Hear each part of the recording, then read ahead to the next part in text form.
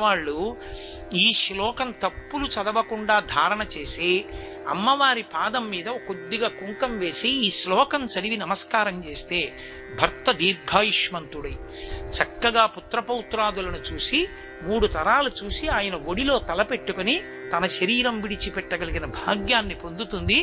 పసుపు కుంకాలతో 10 కాలం ఉంటుందంటారు. ఇది యథార్థంగా నా జీవితంలో ఒకానొక సందర్భంలో అనుభవంలోకి వచ్చింది ఒక విషయంలో. కానీ వ్యక్తిగత విషయాలు నేను సభావేదికల మీద చెప్పడం నాకు అలవాట్లేదు, అందుకని చెప్పను. అంత గొప్ప శ్లోకం. అందులో శంకరులు అంటారు, సుధామప్యాస్వాద్య ప్రతిభయ జరా మృత్యుహరిణీం విపద్యంతే విశ్వే విధిమకముఖాత్యాది విశదః కరాళం యక్ష్వేళం కబళతవత కాలకలన నశంభోస్తన్మూలం తవ జనని తాటంక మహిమా.